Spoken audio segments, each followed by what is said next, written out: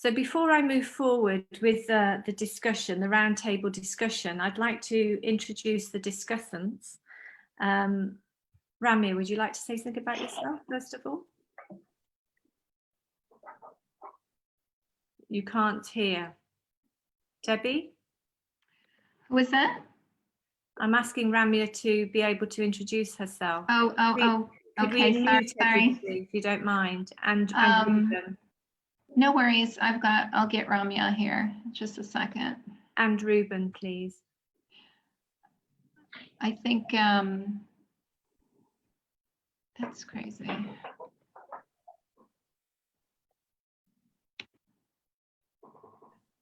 So what I will say to those of you listening, in support of the more, yeah, I think.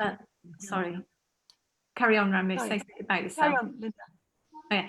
Just before we introduce the discussants, or I introduce the discussants, I'd like to say that this discussion is going to be supported. Those of you who are tuning in now, we will actually share with you the paper. It's not too long and not too dense, and it has some very practical aspects to it, which I think you might find useful. We're also going to take the liberty of transcribing the discussion that takes place today and sharing that with you too, as part of, we hope, a following and follow-up and continuing conversation around this really important, vital issue around quality, global teacher quality, global quality of teachers. So Ramya, would you like to say something about yourself first of all? Sorry. Sure. Hello, I'm founder and CEO of Center for Teacher Accreditation, CENTA, which is a teacher certification organization based in India and working all across India and to some extent in certain other countries, including UAE. And we are essentially on a mission to make teaching a more aspirational profession by certifying the competencies of teachers, connecting them to a range of career and other opportunities, and through that creating this virtuous cycle where a much larger population of teachers would like to improve their own competencies because it leads to opportunities and career growth. So this is the fundamental piece of the puzzle that CENTA is trying to fix towards, of course, high quality education more broadly. Interestingly, I was also part of the Varkey Foundation paper that Linda spoke about. Thank you, Ramya. Ruben, would you like to say something about yourself?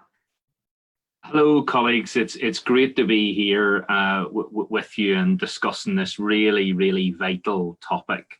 My name is Ruben Moore. I'm the Executive Director of Programme Development at Teach First in the UK. Teach First is a charity based in the UK, as I say, with the aim of making a fair education for all children.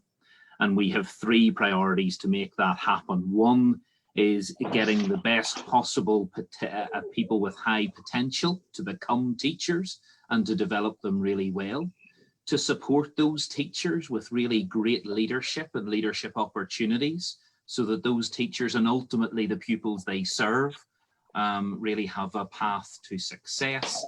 And then the final priority that we have is that we build a really strong network to support those schools, leaders and teachers to thrive in the long term.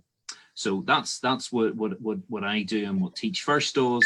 I'm particularly interested in a number of facets of this discussion because I've been a member of the government's advisory group on the early career framework, which we might have a chance to get into, as well as the government's ITE framework in the UK, the initial teacher education framework, and also some of the government advisory work on what they call their national professional qualifications in the UK, or in England specifically, for leadership. So therefore, there's a number of areas which I'm really interested in and look forward to hearing more of the discussion.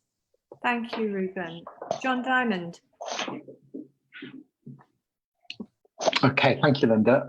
Hello, everybody. Thank you very much for the invitation to take part in the roundtable discussion today. my background is I'm attached to 2 UK universities in their faculties of education. So I am Professor of Public Policy and Professional Practice at Edge Hill University, where I've worked for a number of years. And I'm really interested in 2 things, I think, which I hope will mean that I can contribute to the discussion. One is around the importance of collaboration and the ways in which not just universities, but all those agencies and organisations that are promoting and working with schools can support, as Ruben said, not just high quality teachers, but high quality leaders. And secondly, I'm interested in, and I'll talk about this perhaps later on in the discussion, I'm interested in how we create the widest, broadest alliance, not only based on nations and jurisdictions, but globally, that can promote those twin concepts of quality leadership in education. Thank you. Could we ask those who are sitting in on the webinar if you could make sure you mute yourselves so we're not hearing the background noise? That would be fantastic, thank you. And of course, when you're ready to have a conversation, you can unmute yourself. But if you don't mind, if we just check, apart from the discussants, could everybody make sure that their appliances are on mute? That would be fantastic. Cheryl Rogers, would you like to introduce yourself, please? Thanks, Linda. Yeah, assalamu alaikum, everybody. Ahlan wa sahlan fi Talal webinars. I wish I knew how to say that in Arabic, but Talal webinars is a little bit complicated for me, I think. I'm a member of the Talal team, and my role in that team, and part of the reason why I'm here today, is to talk about the role of technology in teacher education and how vital that is, and in light of the pandemic, how incredibly vital it has become. I think Talal is guided by that notion of learning-driven technology as opposed to technology-driven learning. And I think as we go through this discussion, we'll unpack a little bit about what that means. But for me, particularly, and for Talal, because I represent a lot of the decision-making around that, it's about a reimagining of the teaching-learning relationship in teacher education, where your teacher development happens in parallel with your practice, and it's not front-loaded in a sense where you gain all the knowledge and the know-how, but then you're not sure what to do with it.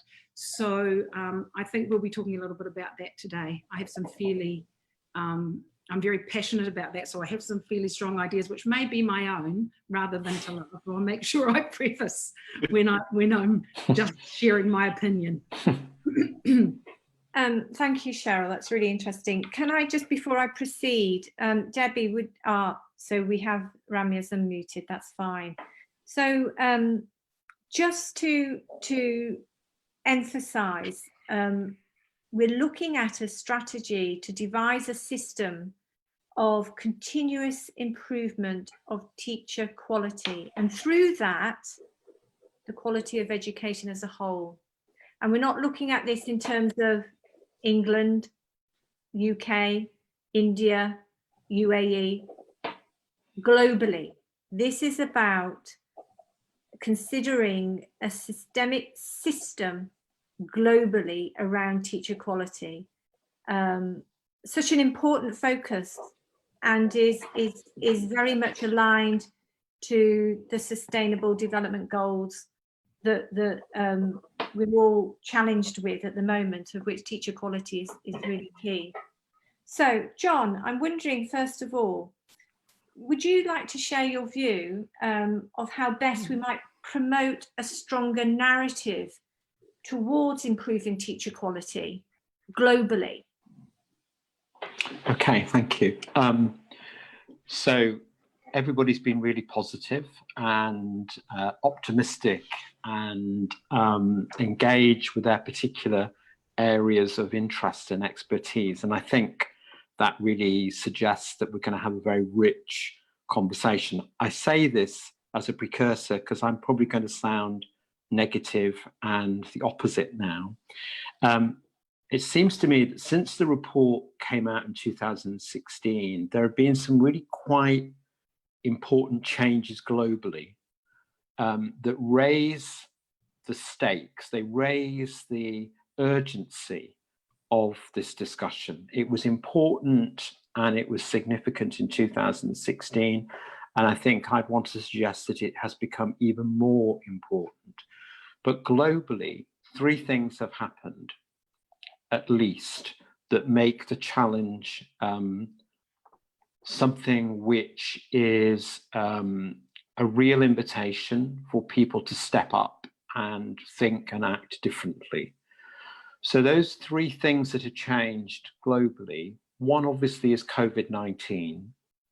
And the pandemic, I think, in different ways and in different places, is not only being experienced in very particular circumstances and contexts which are shaped locally, which means the experience in Latin America, for example, is different in some important respects than it is in Europe, than it is in India or in China.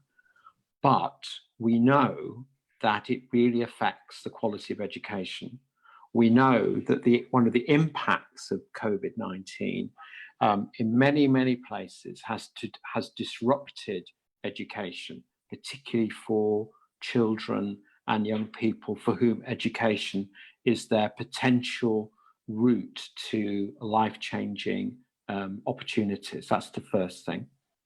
That's not to say that education isn't happening, and that's not to dismiss the kind of online or blended approach or the importance of digital technologies and so on. That's not to say that.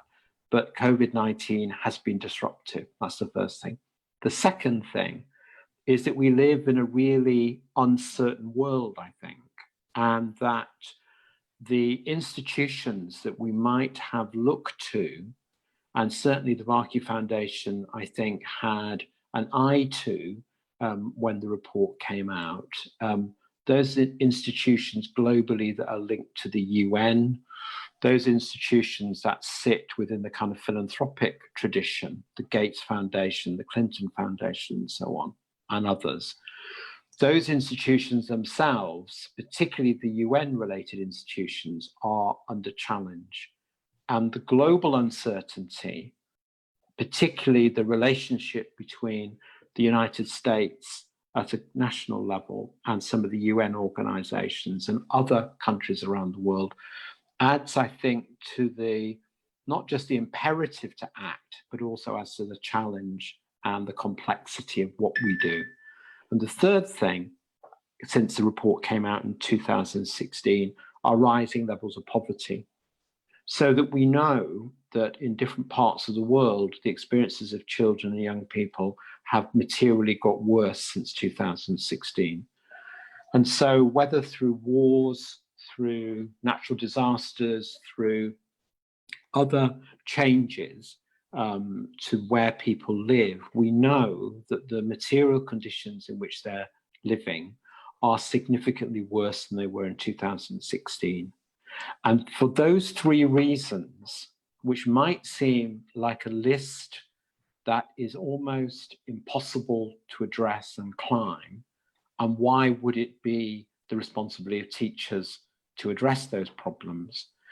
But actually what it raises, I think, and makes so important is the timing of this conversation and this dialogue about how do we address the issue of the quality of teachers. And I think both Linda and Ruben in their different ways illustrated why that's really important. So whether it's teacher quality, as Linda said, which then impacts on education and impacts on the experiences and life chances of children, and therefore in a positive way can raise the quality of education globally, or whether it's the priorities that Ruben identified, which is how do you identify and recruit people with potential?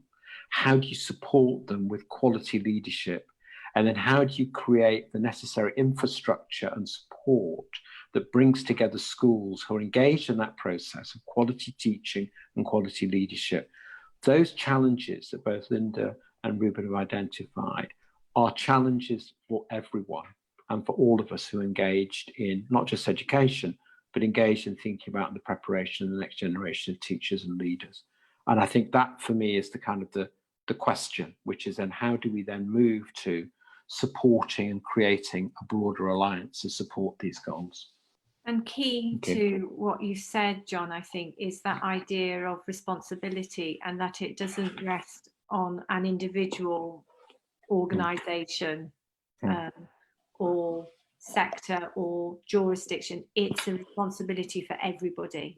Yeah. So Ruben, in that context. And see, just coming in on that point, Linda, I mean, it's so fascinating, and I think this structure is going to be so valuable for us. Just building off what John had said, I think there's both. I think there absolutely, that is the big challenge. There's also the opportunity in terms of how that collaboration can work really effectively to then start to scale that mountain that John's outlined. I also think there is a query that we need to put into that to say sometimes when collaboration doesn't work as well, we go to the lowest common denominator to get agreement. And therefore, I think you have that so collaboration can be really rich because it generates capacity, but also we have to keep an eye on the high bar for quality that all of our children deserve. So I think, again, I think that it can be done and it should be done. But I think that, and the connecting the dots document itself, I think was really ambitious and set the bar very high, which it should do, because all of our children deserve the very best from education. But I think that's something that we can sometimes be challenged by, that if collaboration doesn't work as well, we kind of get it to where's the lowest source of agreement, and that's what we don't want to do. And I think just to sort of finish on that, I think where I've come from on that one is it is about genuine, authentic debate and discussion rather than settling for the low bar. And I think when people are really engaged in this, then they can talk it out to make sure that the bar is set high and that everybody comes with the group rather than settling early for that lower bar. And that takes confidence to set aside time rather than to jump in and almost in a reactive manner try and arrive at solutions which do not have longevity and are not inclusive of everybody's voice, and also are inclusive of the fact that there isn't one route to promoting teacher quality, because the context in which everybody's operating will very definitely mean that there will need to be some flexibility about how we achieve that teacher quality, and be brave about that rather being constrained by technical mechanistic ways of working, I think. And in that context, Ramya, what's your view of how we could rally the ecosystem together, bringing it together? How have you been thinking about this in your own context and in your position at Centre? How have you been thinking about bringing together in a more holistic way? Sure. So I think fundamentally in education, I think one of the pitfalls that the sector and in fact, I would say many leaders of the sector tend to get into is let's do something to collaborate. And I think there is an alternative thought process where the market is a natural force for collaboration. And when I say market, I'm referring to the people who are finally consuming whatever it is. So the parents and students who are voting with their feet that this is the kind of education that I want, who are selecting a school and therefore automatically putting their stake behind saying that this is what I'm looking for. And on the other side, with respect to teachers, the people who are employing teachers, whether it is private schools, whether it is governments, whether it is individuals in the case of supplemental education, saying that this is the kind of teacher I want. So the market is voicing very actively in every action that it takes that this is the kind of teacher I want. And somebody might say, I'm looking for a teacher who is conceptually really strong with his or her subject.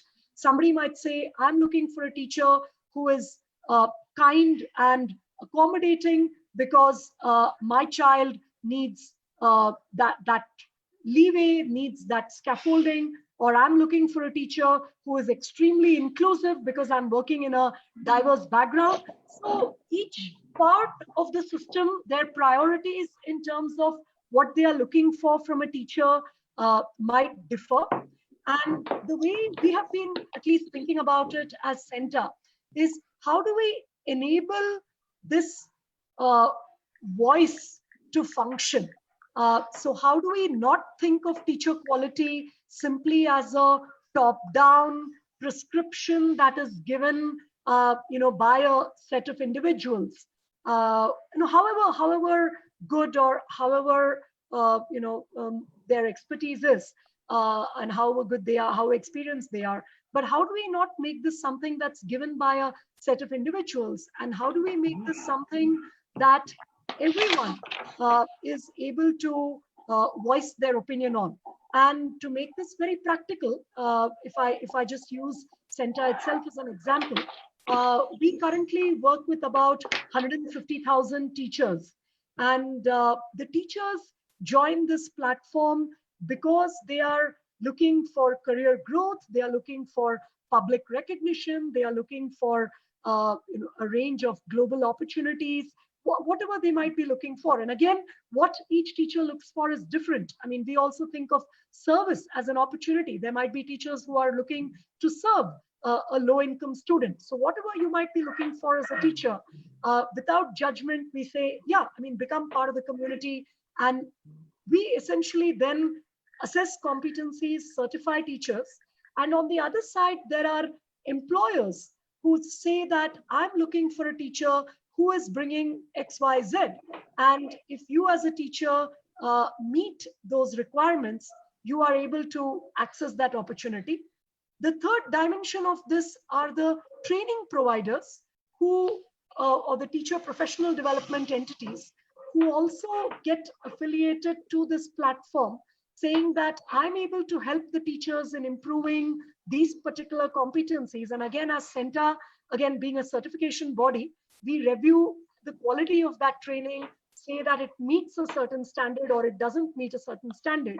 And if it meets a certain standard, it becomes one of the few options that a teacher, again, in his or her own capacity, can decide to take up. So everywhere we are looking at this idea of teacher quality, as well as this idea of collaboration in the ecosystem, as something that should be win-win for every player in the ecosystem, something that's driven by every individual voice. And we essentially are facilitating those individual voices and bringing a quality indicator that people can genuinely trust, because they know the quality of that testing, or because it has been widely reviewed, etc., etc. So that's sort of how we think about it, a market force driven approach.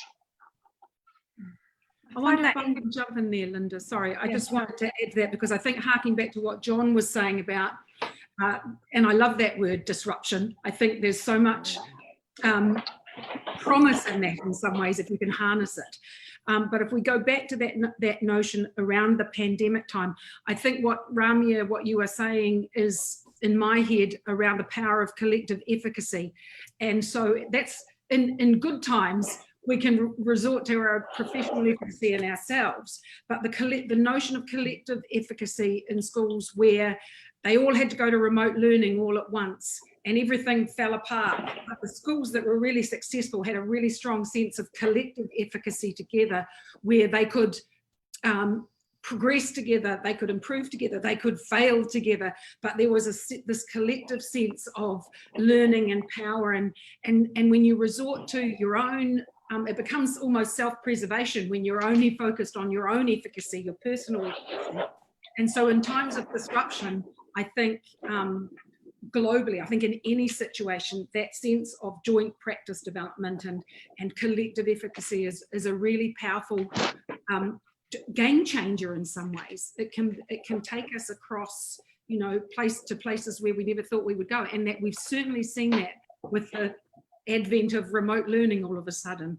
And I think actually, Cheryl, and it's really interesting your contribution there, but because I was about to say to Ramya, I love what she's saying, but when you're taking all these individual voices into account, how manageable and sustainable is that?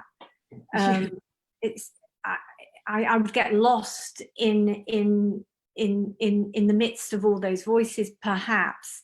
So there has to be systems and processes by which those voices can be channeled in a meaningful way.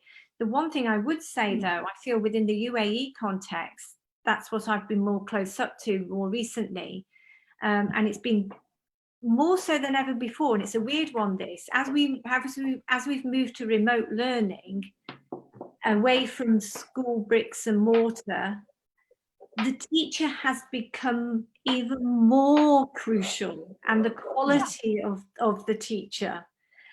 And actually, in my view, on talking with and doing some virtual walks through a lot of schools and teaching and learning going on, the parent voice has become more close up to the teacher voice.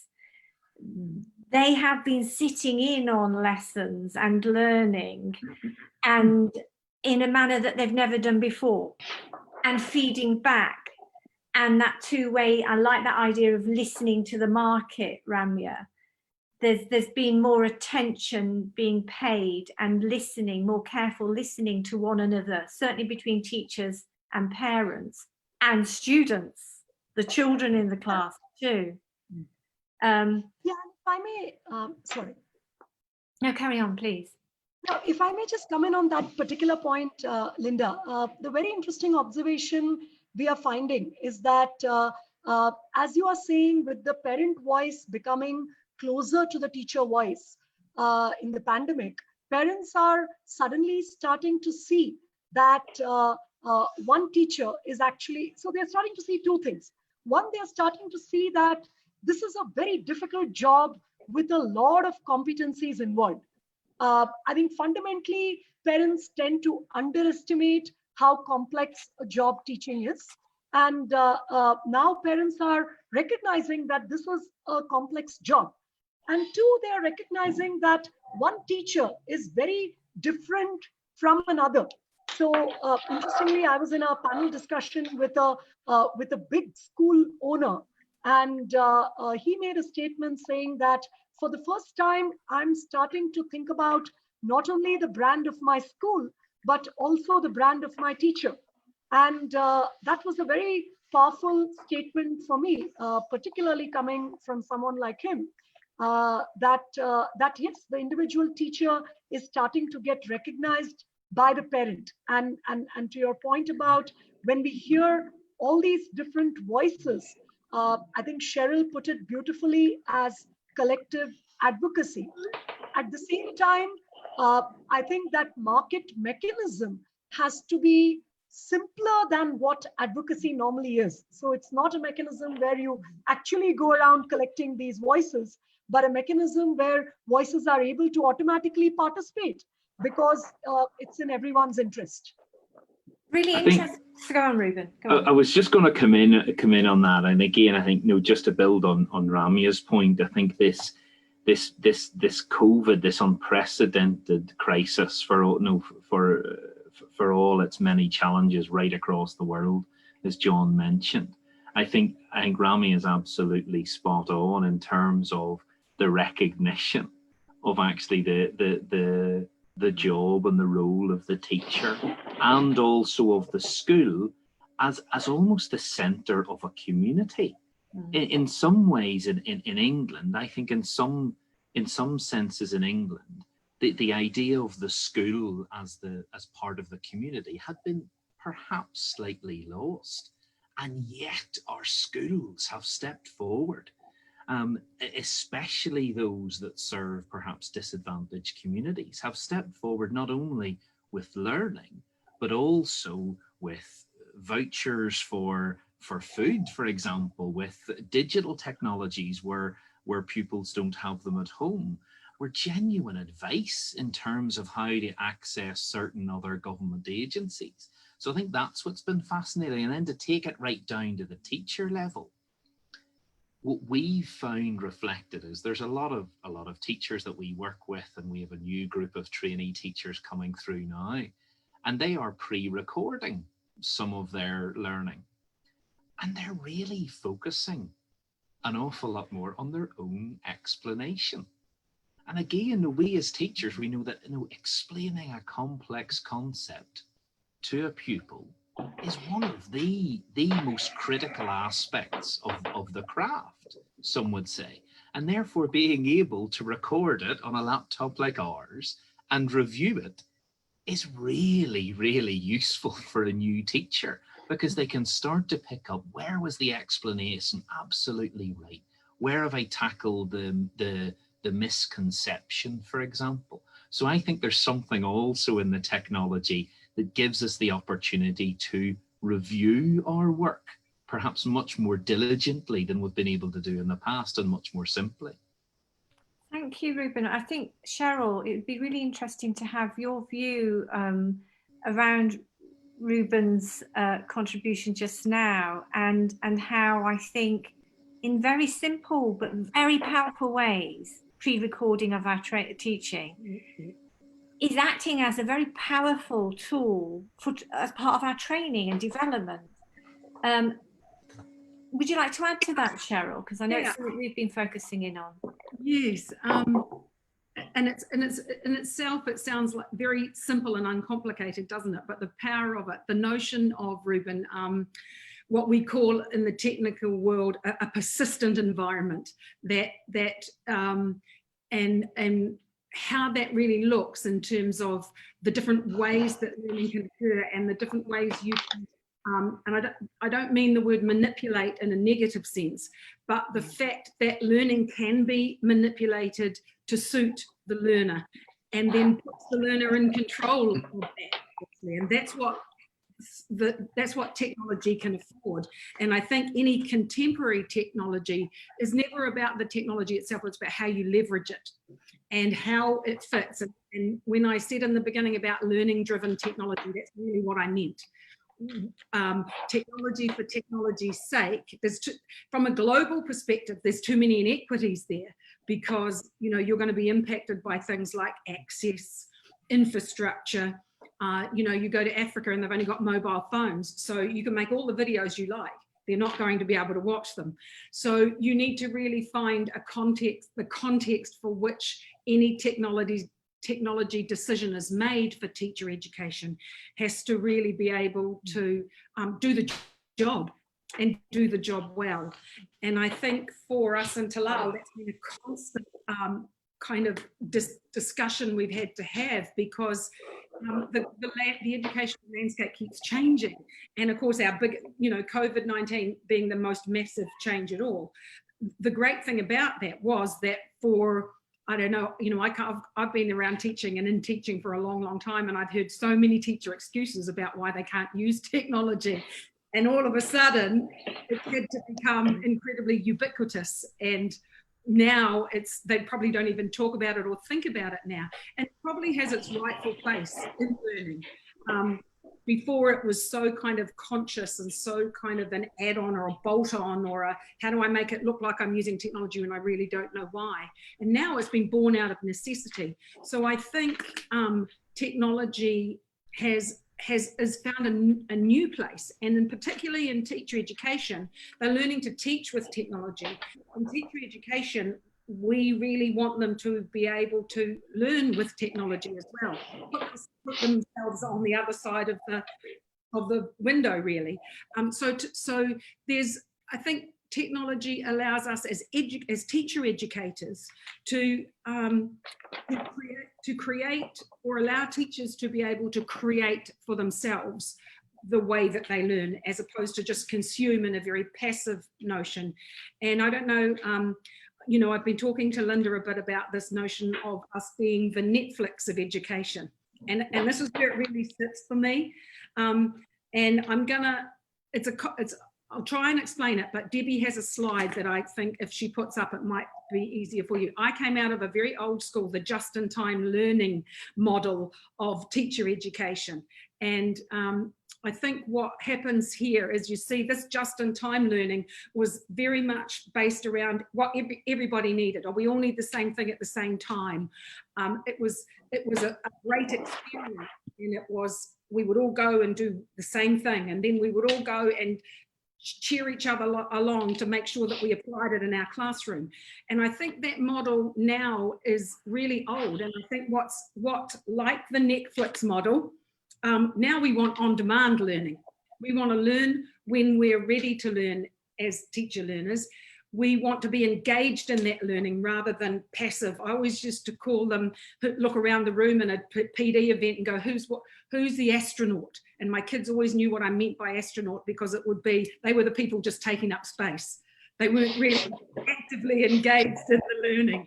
And so I think the notion of on-demand means that you can, technology affords us some incredible ways to engage in that learning through, you know, not replicating what somebody told us on Thursday in an after-school training session, but now we can go into a technology environment and we can iterate, we can try things, we can explore, we can experiment, we can take risks, and we learn how to leverage in ways that are most effective, not just that I'm doing it because I've been told to do it. And so I think that changes, and I hope this kind of graphic explains it a little bit.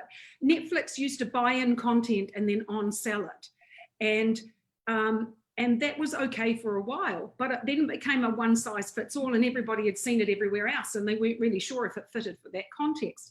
Now they create their own content and sell it. And I think what happens with on-demand teacher education, if we can use that metaphor, is that you don't just consume what you're given, you can now create your learning pathway. You can create what you want. If teacher educators can create, and this is what we do in Talal, we've been able to create learning modules or learning content that allows for teachers to pick and mix what they think they really need. So it revolves around the premise that it's very learner driven, and that they have to know about themselves, and they have to kind of know if they don't know in some ways.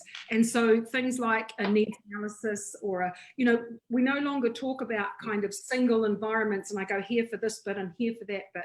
Technology allows us to do all of that sort of educational stuff in whether it's a needs analysis or a way to evidence my learning, or a way to create my own learning pathway and then be able to demonstrate my competence, or to practice it or approximate it within that system. And I think that's the power of technology.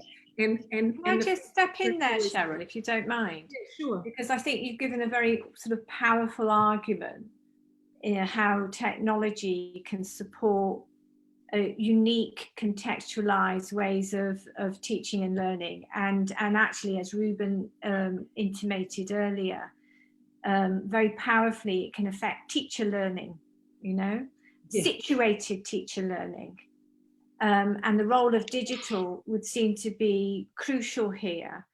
But I'm going to ask John actually, and then pass on to Ruben and Ramya in terms of trajectories. How do you maintain quality in all of this? How you know, what is it that's going to give us some sense of what's acceptable or not, regardless of the context in which we're operating? John. Okay. Thank you. That's an easy question. Thank you for that. John, I'm glad you're up first for that one.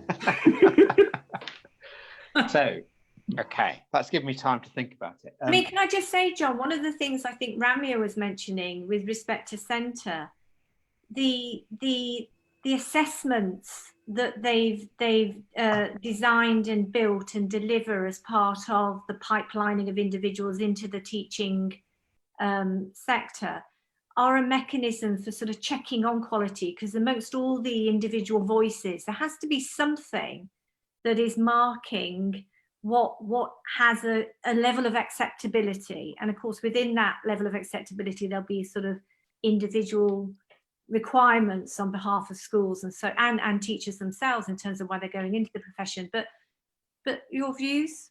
Okay, thank you. They're giving me more time to think about the answer. I think there are two kind of tensions that I'm been listening to in the conversation so far, and that's not a bad thing. So one tension is around the notion of the global, and the other is the local.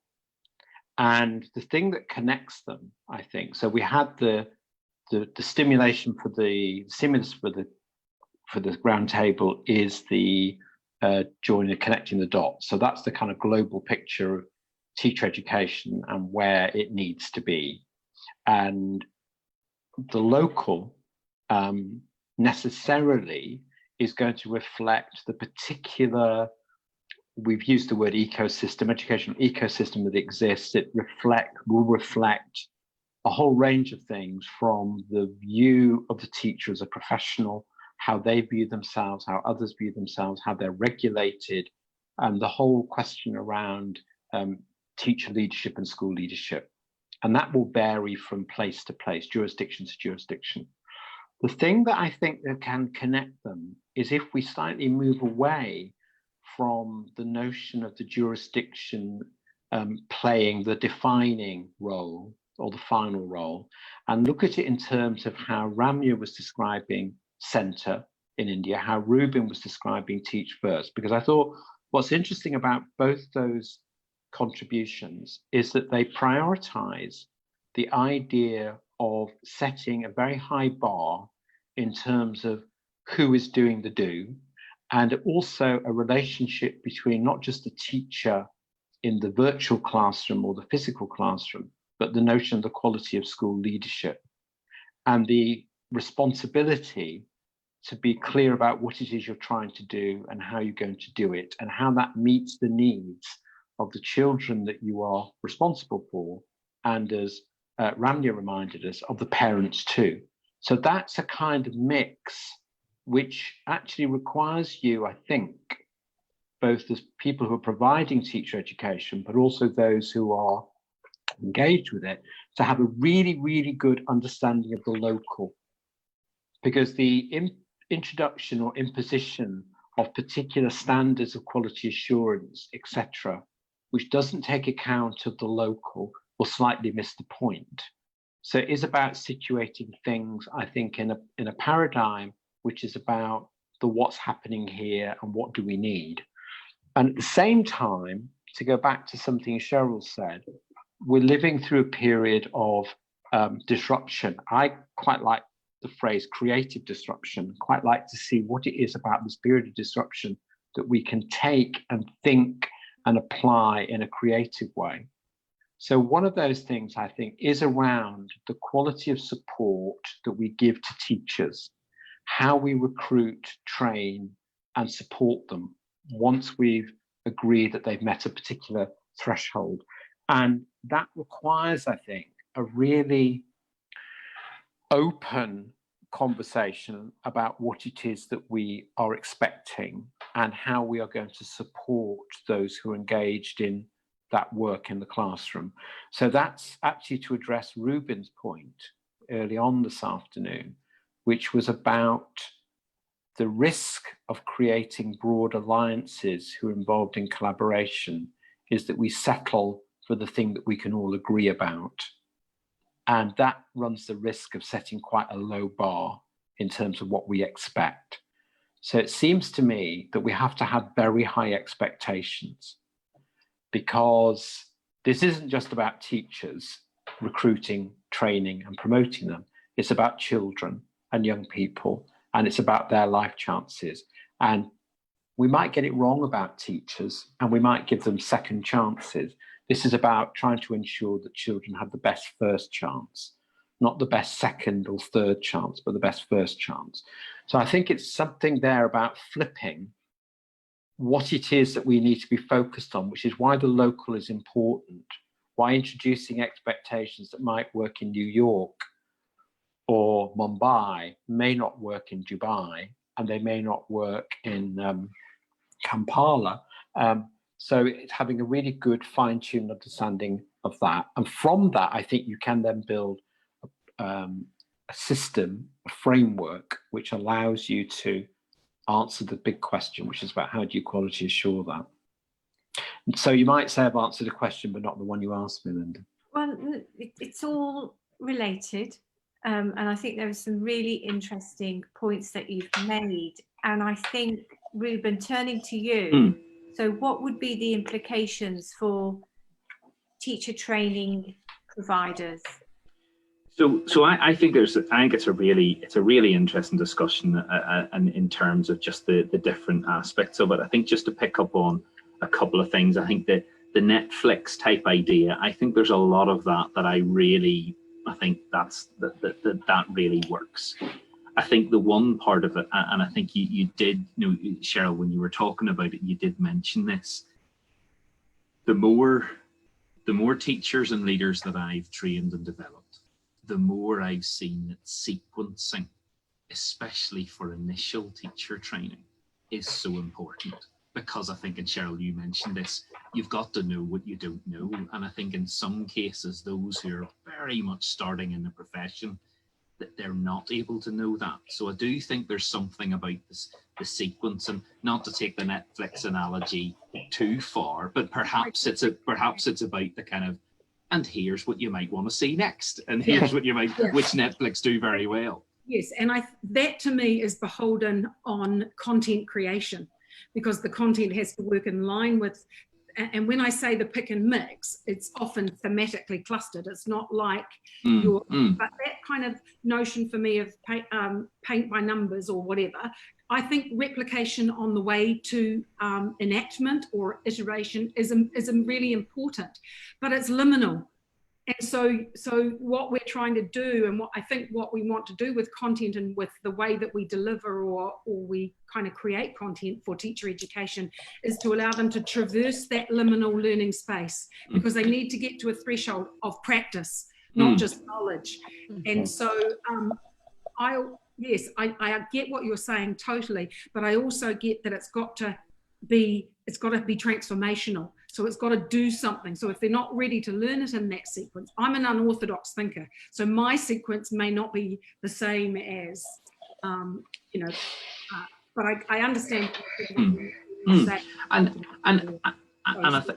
I think this is it. It's about what is the next step for that particular learner.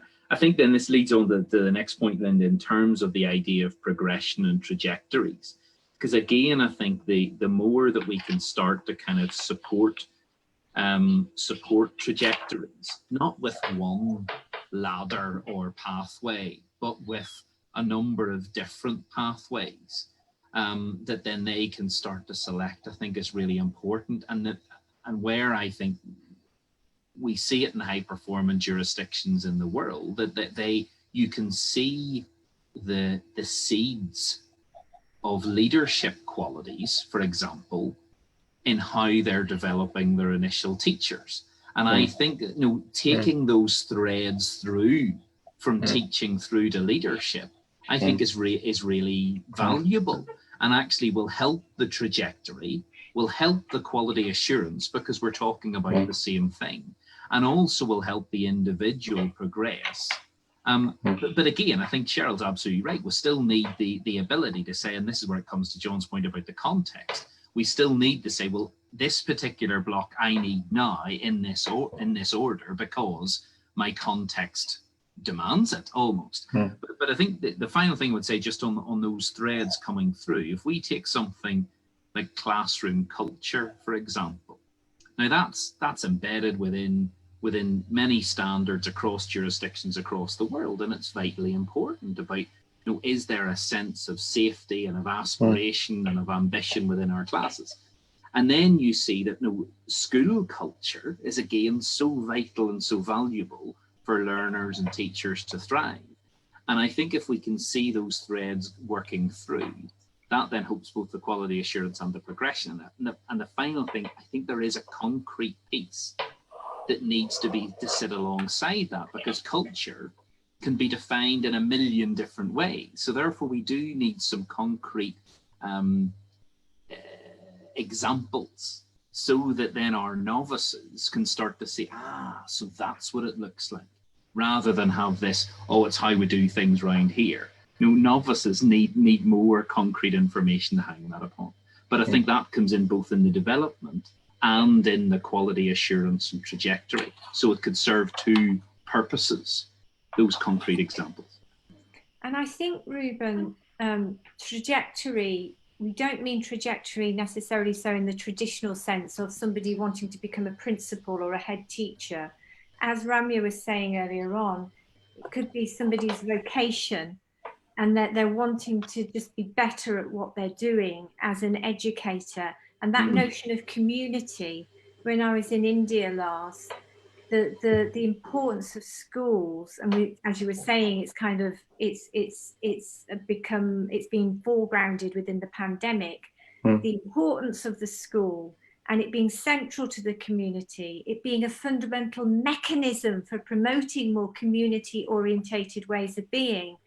And as part of one's trajectory in entering the teaching profession, to have that sphere of influence in terms of the community, not in a hierarchical manner, but to feel that you're actually truly impacting on the well-being and the wider good, is something that I think is attractive. So Ramya, just in that context, you want to just add something, and then Cheryl, I'll come to you before wrapping up because I'm conscious of time. Sure. Yeah, so quality assurance is, of course, the topmost topic for us every day and all the time, because that's what we stand for as an organization. And the question you raised, Linda, on what is the approach, and as well as the question about local context. The interesting thing about being based in India is that we are automatically dealing with 1,000 different contexts, even within a radius of 1 kilometer sometimes. So, so within a radius of 1 kilometer, you will come across a teacher who has been exposed to the best global principles through a global career, and another teacher who has not stepped out of the slum that he or she works in.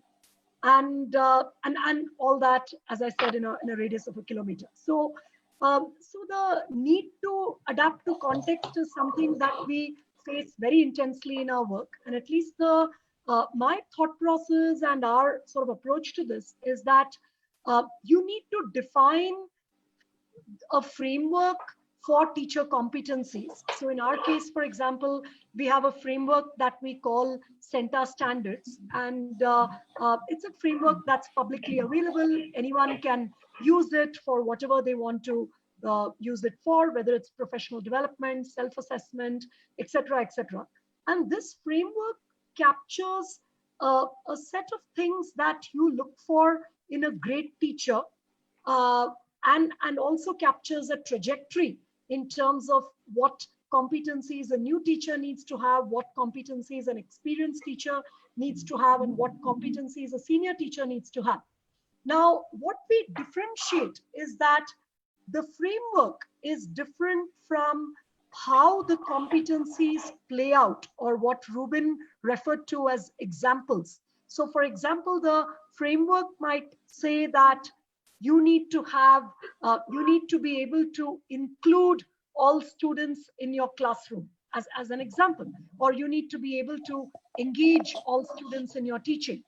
Now, what that looks like might be very different in UK, might be very different in UAE, might be very different in India. It might be very different between Mumbai and a rural part of India. Within Mumbai, it might be very different between a rich school and a poor school.